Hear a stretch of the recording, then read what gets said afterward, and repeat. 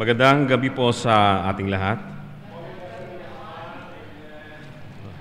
Nagagalak po ako na kayo po ay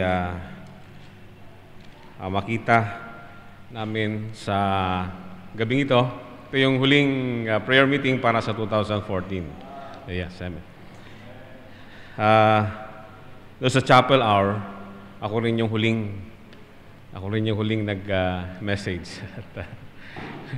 Ngayon po ay ako rin yung huling mag-message para sa prayer meeting. And salamat sa opportunity na binibigay ng Panginoon sa akin at sa ating lahat sa paglilingkod. Napakabuti ng Diyos. Ang akin pong ibabahagi ay sa Colossians chapter 3.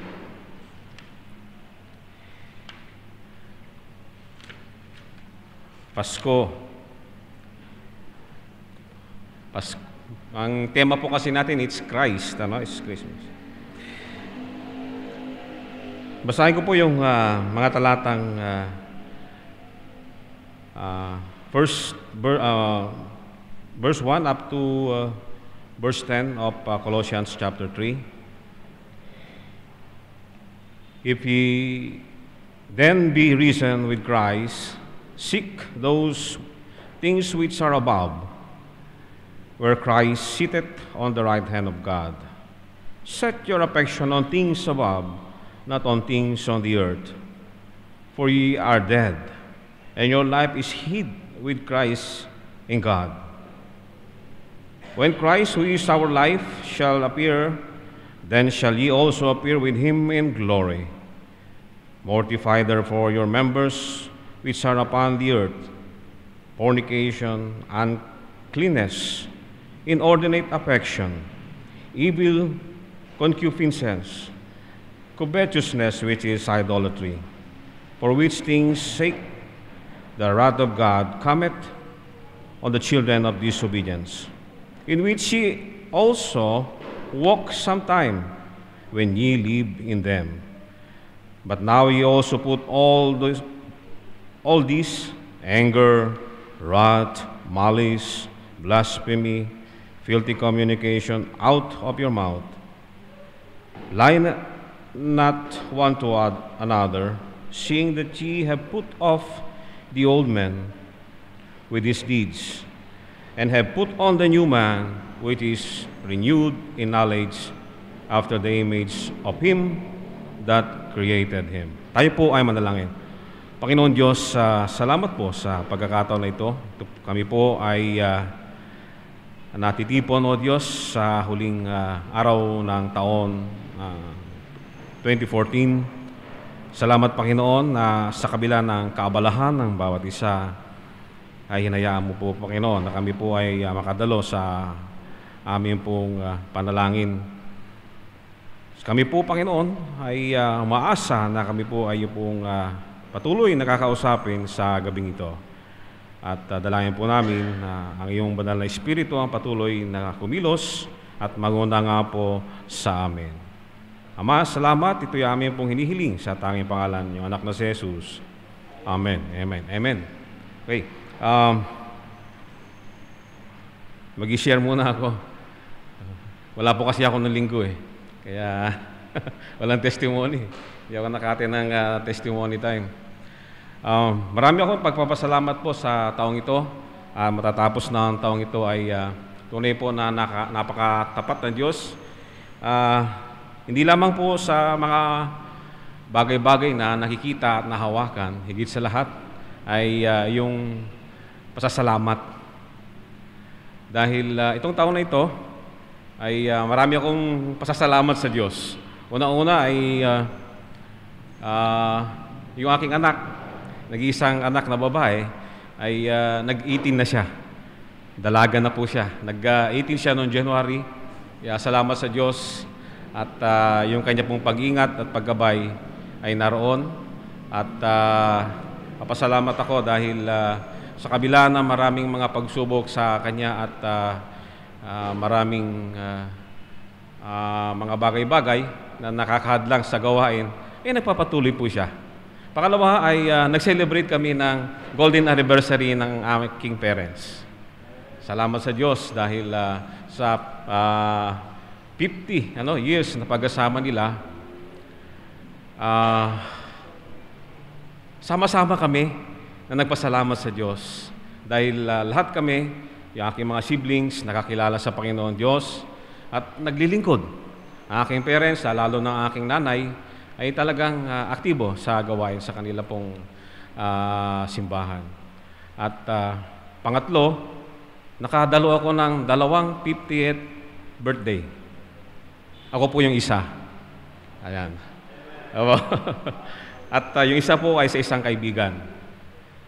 Sumunod ay nakadalo rin ako ng 25th o silver anniversary ng classmate ko naman. Medyo malayo, nauna silang nagkaroon ng mga asawa. Nakadalo po ako doon at nakita ko ay pasasalamat din. Pasasalamat din yung kanilang tema ng kanilang pong celebration. At ito, noong 24, ako naman ay nagkaroon ulit ng pagkakataon na makadalo sa ordination ng aking naging bunga ng gawain noong college. At siya po ay nadala ko sa isang simbahan. Naiwan ko sila doon. Salamat dahil hindi nila ako tinignan, kundi tiniglan nila si Kristo. At nagpatuloy po siya sa gawain. Siya po ay isang engineer, electrical engineer sa Japan.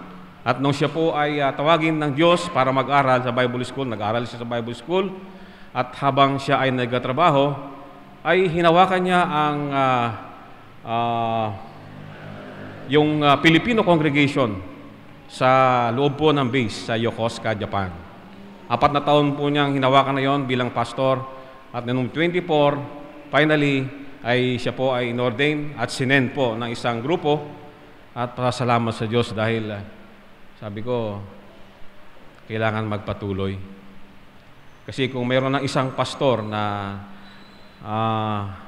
naging bunga ng pagkatawag ng Diyos sa akin bilang isang layman, ay dapat magpatuloy. Baka mayroon pang ilang pastor, magiging pastor ang tawagin ng Diyos sa pamamagitan po ng ating gawain. Salamat po. Yun po ang aking pasalamat sa Diyos. At 2015, tinitignan ko po na mas marami pang bunga at tayo po ay magagamit pa ng Diyos sa Kanya pong ubasan. Tayo na po ay dako sa ating mensahe. Ang aking mensahe po ay wala hong pamagat pero binilagyan ko ng SSS. SSS po ito. Hindi po ito yung social security system. Pero malalaman po natin mamaya kung ano po yung mga SS na ito. Dito po sa bahagi ito ng Colossians,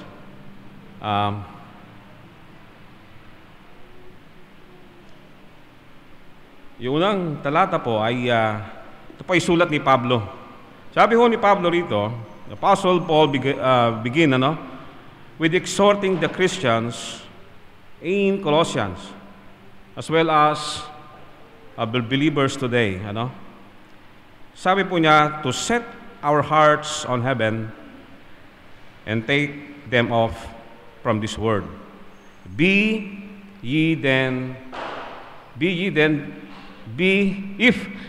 ye then be risen with Christ, kung ikaw ay kasama ni Kristo,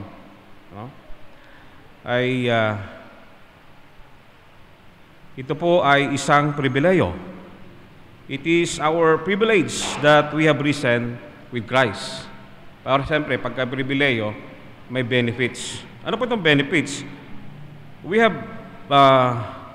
is a benefits by the resurrection of Christ and by the virtue of our union and communion with Him, we are declared justified, sanctified, and shall be glorified. Brad, bakit naman pagkabuhay na muli o risen? The risen Christ sa pinag-usapan natin, kapanganakan na Kristo ngayon. Yun nga po Sapagkat marami ang nagse-celebrate sa ngayon, parang naiwan si Kristo, no? Naiwan si Kristo na isang bata. Bata. Hindi po ang Panginoong Diyos sinilang sa Bethlehem. Siya po ay nanahan sa atin, nagturo, at siya po ay naghirap, namatay, pinako sa krus. Ngunit ang Diyos po natin ay nabuhay na muli.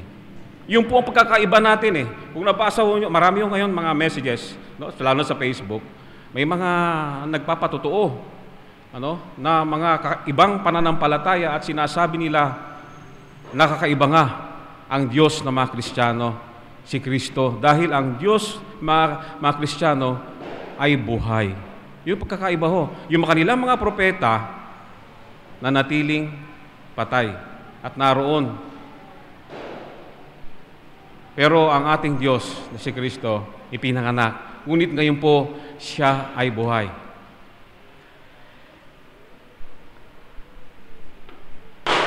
At ano po ang mensahe nito? Ano po ang kakabit? Yung identity natin sa risen Christ. Number 1 po, ito na po yung number 1, S. He infers that we must seek those things which are above. Seek.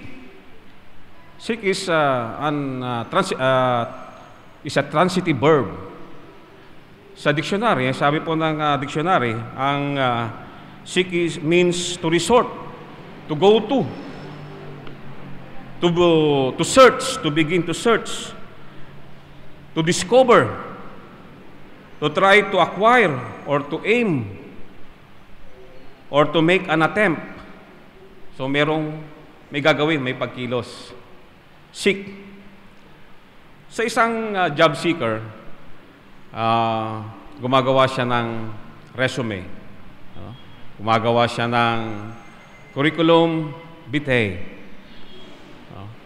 At ginagandahan, pinagaandahan.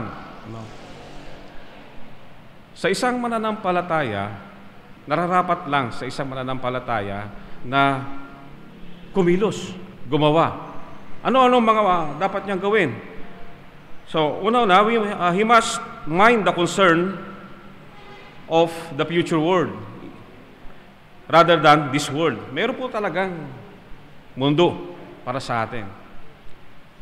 He must make heaven our scope and aim.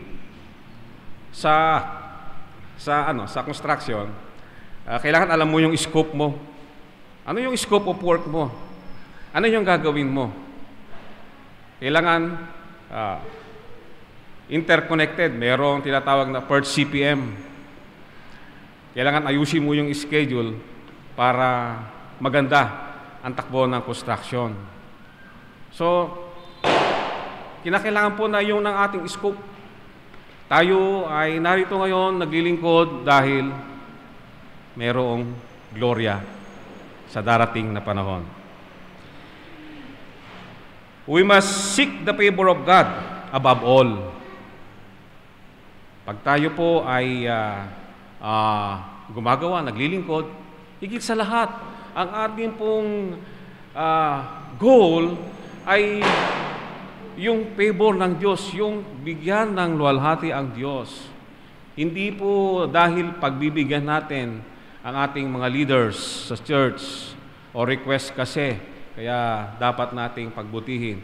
Pero higit po sa lahat, kaya po natin itong gustong maging maganda at maayos ang ating programa, higit sa lahat, nais natin bigyan ng luwalhati ang favor ang God. Unang-una sa lahat. Pangalawa po, of course, yung ating mga leaders sa church. Sumunod po, keep our communion by faith, hope, and love. Make it our constant care and business to secure our title and qualification to the heavenly bliss. Dahil po ang Panginoon Diyos ay ginawa na po at inanda po ang lahat para sa atin. Mga kapatid, tayo po ay nasa pilgrims lamang.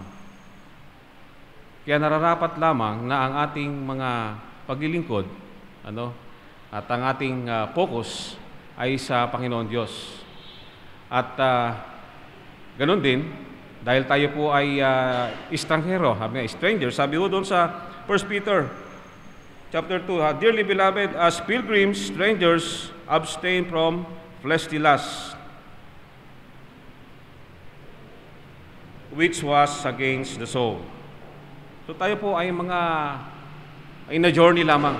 Tayo po dito sa ating mundo ngayon, ating nilalakaran, ay pansamantala lamang po tayo. Dumaraan lamang po tayo. Kaya narapat lamang po na ang ating atensyon ay doon palagi. Doon.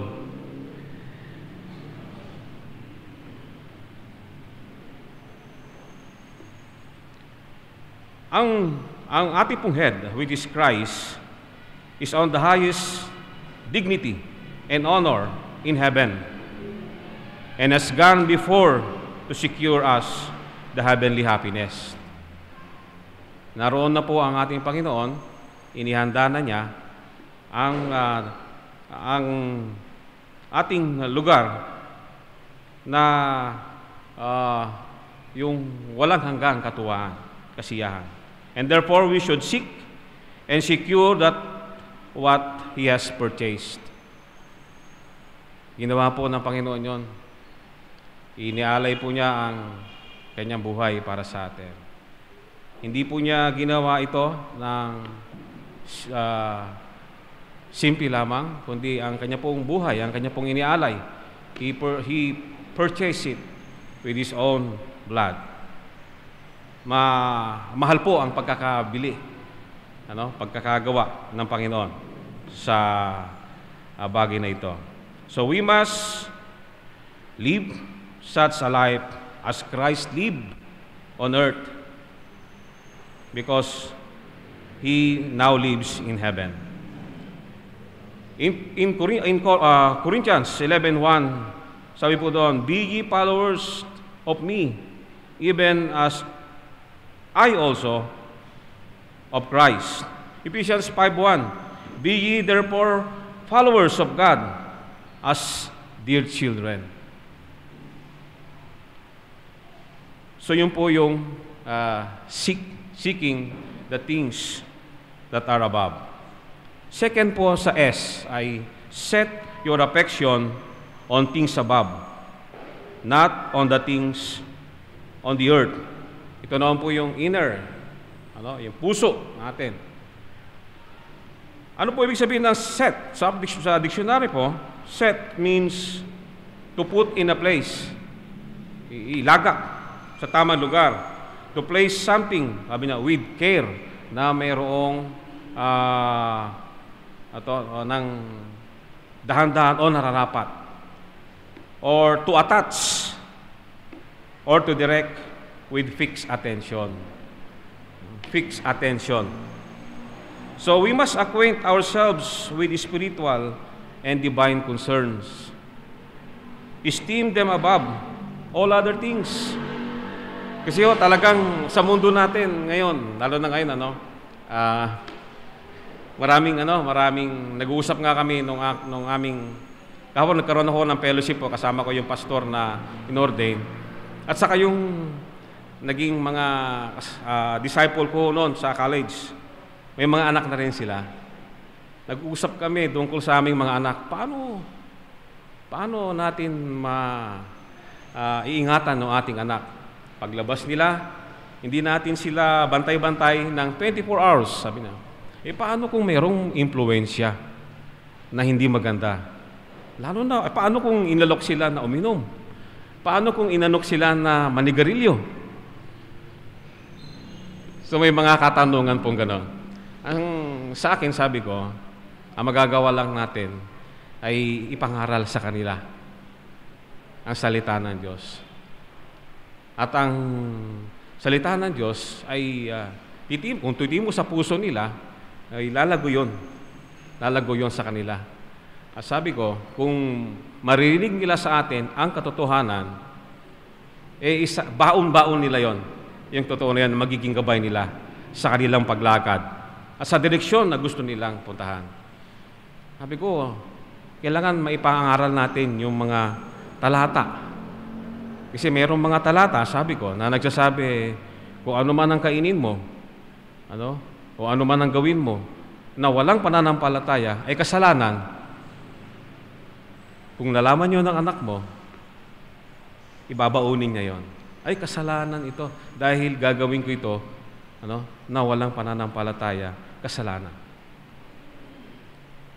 Kaya napakahalaga po na ang mga bagay-bagay na tungkol sa spiritual ay lagi natin ipinapangaral o lalo na sa mga magulang ay paalala sa ating pong mga anak. Lay ourselves in preparation for the enjoyment of them. David, sabi po ni David sa Psalms 27 verse 4, "One thing have I desired of the Lord, that I will seek after, that I may dwell in the house of the Lord all the days of my life, to behold the beauty of the Lord, and to inquire in this temple." These things on earth are here, set in opposition to things above. Magka-kontra. We must not doubt upon them, nor expect too much upon them, that we may set our affection on heaven. Having a supreme regard to earthly things will weaken and abate our affection on the things above. Ano po ang dahilan bakit hindi na natin i-enjoy yung mga bagay-bagay dito sa mundong ito? Number one, sabi doon, "For ye are dead." Sabi po doon sa verse 3. "For ye are dead." If we are dead to the earth and have renounced the happiness of the things on earth, it is absurd for us to set our affection on it and seek it. We should be like dead. Ano ba ang dead? Pagka dead ka na, unmoved, hindi ka affected. Di ba? Hindi mo na i-enjoy. Second, ano ang reason po? Your life is hid with Christ. Sabi po doon sa verse 3 pa rin, "For ye are dead, and your life is hid with Christ in God." So the new man has its livelihood,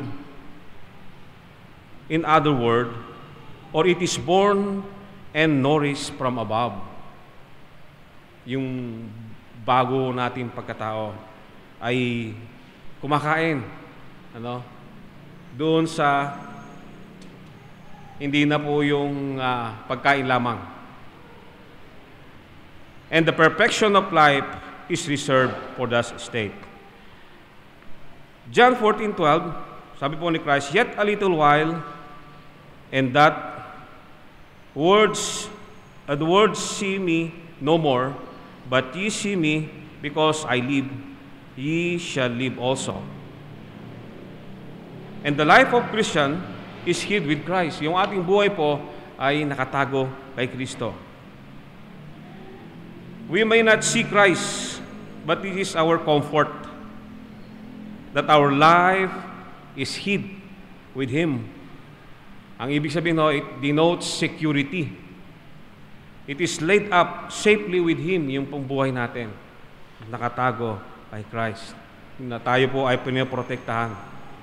Pinapaalalanan kung tayo po ay nag-iisip ng hindi nararapat. And third, because when Christ, who is your life, shall appear, then shall ye also appear with Him in glory. Doon po sa muling pagdating ng ating Panginoon, we hope for the perfection of our happiness. We are hoping for the perfection of our happiness. Hindi po yung happiness natin dito is incomparable doon sa magiging experience natin pagdating po ng panahon na yan. If we live a life of Christian purity and devotion now, when Christ, who is our life, shall appear, we shall also appear with Him in glory. Christ is the believer's life. Ang ating buhay po ay kay Kristo.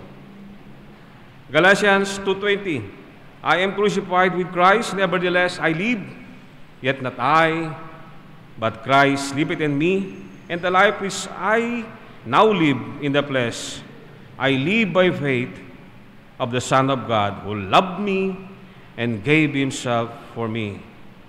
Christ will appear again, my beloved. He will appear with His holy angels and His own glory and His Father's glory.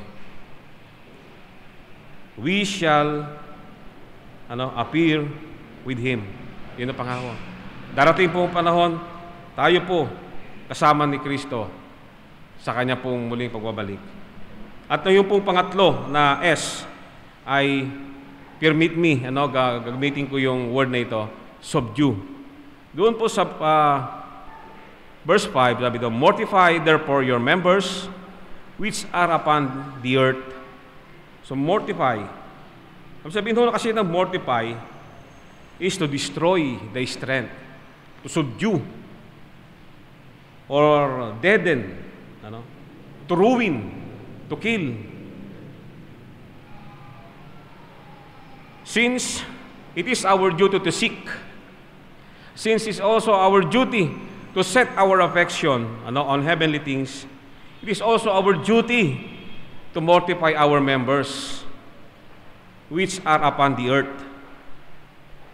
Putulin, o puksain yung masama na sangay ng ating pong katawan.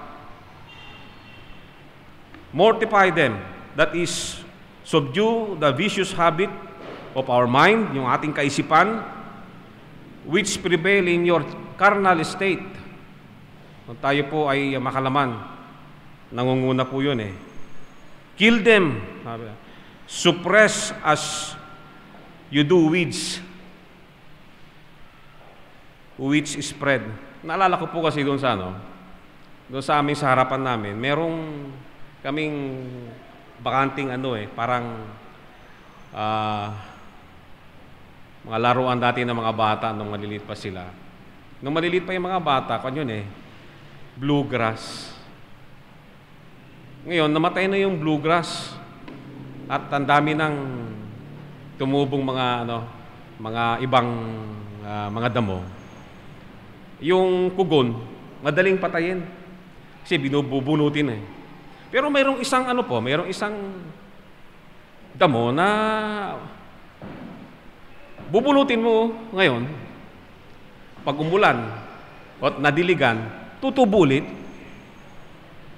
Yung damo na yon ay yung payat ang hiblang ganon. Ayaw kainin ng ng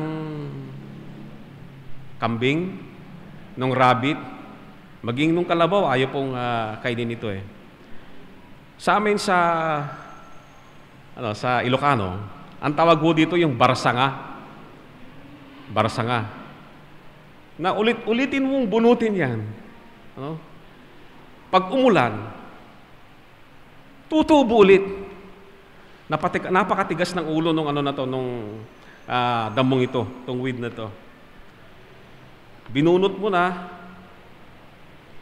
pag mayroong naiwan, ilan? Dadami, ang bilis. Ang bilis. Kaya't maya't maya, nire-request ko na lang yung aming maintenance na grass cut na lang. Kung ganun po, dapat bunutin yung masasama na narito sa atin. Destroy, all about them.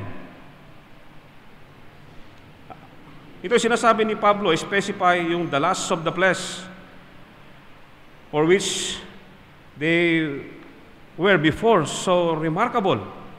Ano? At binanggit nga ho niya dito yung fornication, uncleanness, inordinate affection. O sa Tagalog, masamang pita o masasamang nasa.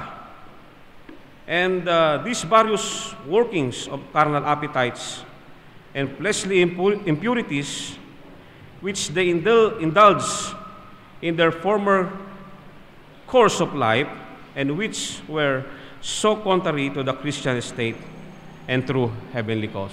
Kontra po pala itong mga ito. Kaya sabi ni Pablo, alisin nyo yan. Ano? At pangalawa po ay yung love of the word. And yung pong yung covetousness, which is idolatry.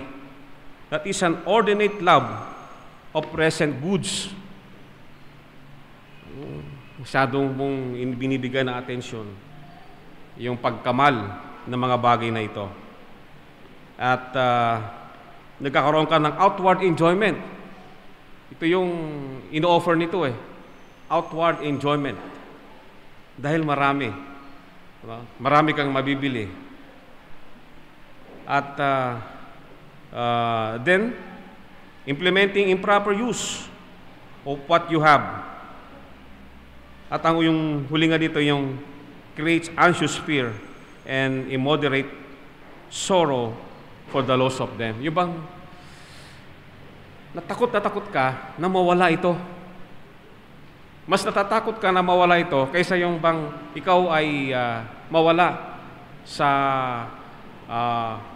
paglilingkod ng Diyos. Mas natatakot ka na mawala ito. So yun po yung yung covetousness. Idolatry ito is a form of idolatry.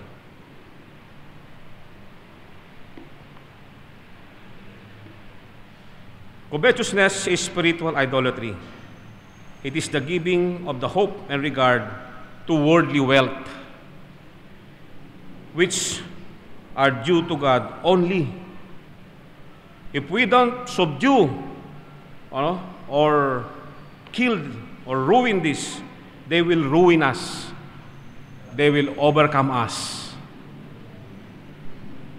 In verse 7, what we are all by nature, more or less, we are children of disobedience. And being children of disobedience, we are children of wrath. We should mortify those sins, my beloved, because they live in us. The consideration that we have formerly lived in sin is a great argument why we should now forsake it. Kailangan iwanan na natin ang mga masasamang ito. We have walked in by paths, therefore let us walk no more. Sabi ni Job, if I have done iniquity, I will do no more. Job 34:32. And Paul continued po sa verse 8 hanggang 9. But now ye also put off all this.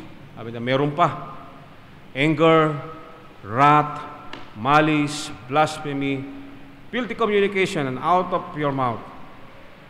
Lie not one to another, seeing that ye have put off the old man with his deeds.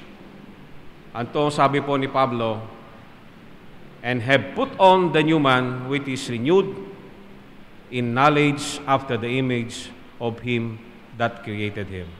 Mga kapatid, the new man is risen with Christ. Yung new man, kasama po ba tayo? Are we now new man? Have we put on the new man? Ito pong 2014. Sabi ni Pablo, ikinabuhay nyo yan Maaaring bumalik, tulad ho ng weed, sinasabi ko, maaaring bumalik yan. 2014, tutuloy na tayo sa 2015. Let us now start living and putting on the new man, identifying ourselves with the risen Christ. Maraming salamat po and Happy New Year.